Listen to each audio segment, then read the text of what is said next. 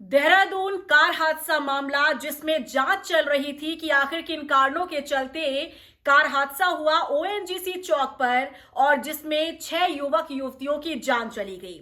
हर किसी को इंतजार था कि आखिर जांच रिपोर्ट क्या कहेगी, जांच रिपोर्ट में क्या कुछ खुलासा होगा। तो इस वीडियो को अंत तक जरूर देखिएगा क्योंकि इसमें आपको हम बताने जा रहे हैं कि जिस कंपनी को जांच का जिम्मा सौंपा गया था, अब उस कंपनी ने अपनी जांच पूरी कर ली है और ये जांच रिपोर्ट जारी कर दी गई है। इस कंपनी ने आखिर जांच रिपोर्ट में क्या क्या शामिल किया है, क्या कुछ कारण रहे हैं कि ओएनजीसी चौक पर 11 नवंबर की रात को उसी चौक पर हादसा होता है इनोवा कार में, जिसमें 7 दोस्त सवार होकर जा रहे थे। अचानक से हादसे का शिकार ये कार हो जाती है और 6 युवक युवतियों की मौत हो जाती है। अब आपको सिलसिलेवार तरीके से एक एक करके बताएंगे कि आखिर जिस कंपनी को जिम्मेदारी सौंपी गई थी जांच करने की, आखिर उस कंपनी ने अपनी इस जांच रिपोर्ट में क्या कुछ खुलासा किया है।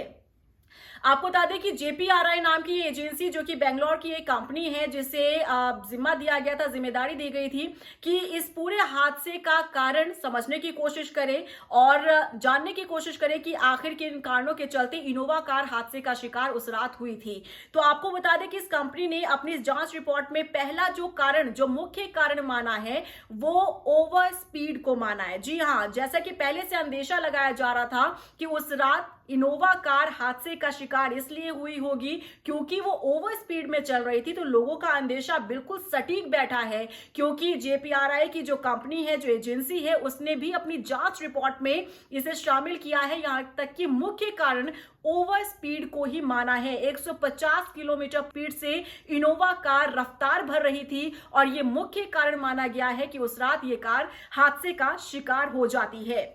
इसके बाद कंपनी ने जांच रिपोर्ट में दूसरा जो बड़ा कारण माना है हादसे का, उसे सीट बेल्ट को माना गया है। इसमें जांच रिपोर्ट में यह भी बताया गया है कार में जो युवा सवार थे उन्होंने सीट बेल्ट नहीं लगा रखी थी। देखिए, सड़क सुरक्षा नियम को लेकर जब भी हम बात करते हैं तब उसमें यह बात हमेशा मुख्य तौर पर रहती है कि सीट बेल्ट का इस्तेमाल हमें जरूर करना चाहिए क्योंकि यह हमें सुरक्षित रखती है। लेकिन जो इनोवा कार जिसमें 7 दोस्त सवार थे, उसमें ना तो ड्राइवर सीट पर जो शख्स बैठा था, ना तो ड्राइवर की साइड वाली सीट पर या फिर जो बैक सीट पर सभी युवक युवती बैठे थे, किसी ने भी सीट बेल्ट का इस्तेमाल नहीं किया था। और ये दूसरा कारण कंपनी ने जांच रिपोर्ट में बताया है कि सीट बेल्ट ना लगाने की वजह से भी इस तरीके का पूरा हादसा हुआ कि शव तितर बितर पड़े मिले। यहां तक कि 2 युवक युवतियों के जो शव हैं वो धड़ से अलग मिले थे। तीसरा कारण यहां पर यह बताया गया है, वो कंटेनर जिससे टकराकर इनोवा कार हादसे का शिकार हुई, उस कंटेनर में रिफ्लेक्टर ही नहीं लगा था। रिफ्लेक्टर क्योंकि होना जरूरी है और ऐसे में दूसरी गाड़ी को यह समझ में आ जाता है कि किस तरीके से हमारे सामने कोई गाड़ी आ गई है, अगर कितने भी अंधेरे में या फॉग में रहते हैं तो हमें सहायक होती है ये बताने के लिए, इंडिकेट करने के लिए कि सामने एक गाड़ी जो है वो गुजर रही है। अब क्योंकि कंटेनर धीमी गति से गुजर रहा था, उसकी गति भी बहुत धीमे बताई जा रही है और उसमें रिफ्लेक्टर नहीं लगा था, यह भी एक कारण कंपनी ने इस रिपोर्ट में खुलासा किया है।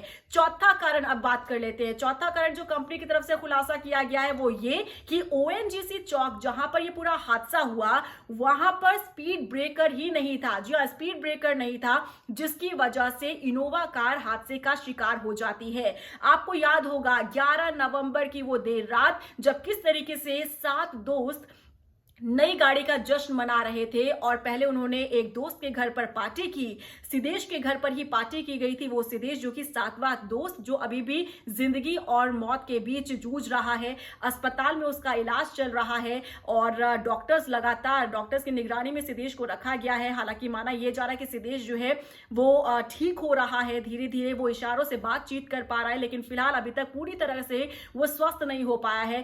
सिर्फ उन 7 दोस्तों में से सिदेश जो है वो बच पाया, बाकी 6 युवक युवतियों की मौत हो गई। और इसके पीछे का जो मुख्य कारण है उसे ओवर स्पीड को ही माना गया है, जो कि जांच रिपोर्ट में कंपनी ने खुलासा किया है।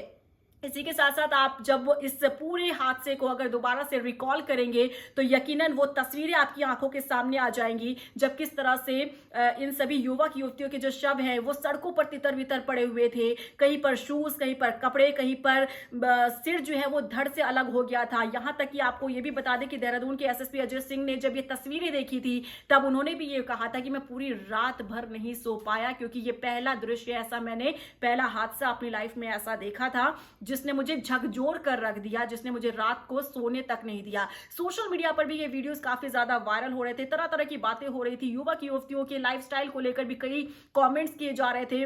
लेकिन इस पूरे मामले में आखिर क्या हुआ था, उस रात ये सभी दोस्त कहां जा रहे थे, इसका इकलौता गवाह सिदेश है, वो 7वां दोस्त जिसका अभी भी अस्पताल में इलाज चल रहा है। उम्मीद की जा रही है कि जल्द से जल्द सिदेश ठीक हो जाए ताकि उस रात की सच्चाई वो बता सके।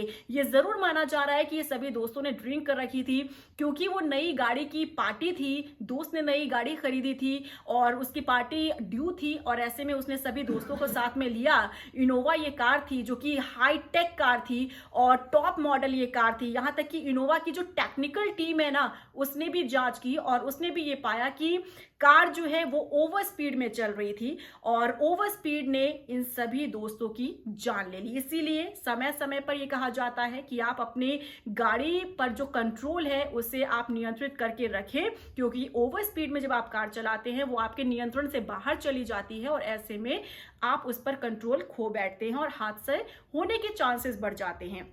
देहरादून के ओएनजीसी चौक पर हुआ हादसा भी ये आपको एक तरीके से इंडिकेट करता है कि हमें ओवर स्पीड पर नहीं जाना चाहिए। बहरहाल देहरादून के इस ओएनजीसी चौक हादसे को लेकर हर कोई अपडेट जानना चाहता है, तो फिलहाल इस पूरे मामले में ताजा अपडेट यही है कि जांच रिपोर्ट सामने आ चुकी है। इसमें 4 बड़े कारण सामने आए हैं। अब देखना होगा कि इन आधार पर किस तरीके से जांच पड़ताल की जाती है और आगे एक्शन लिया जाता है।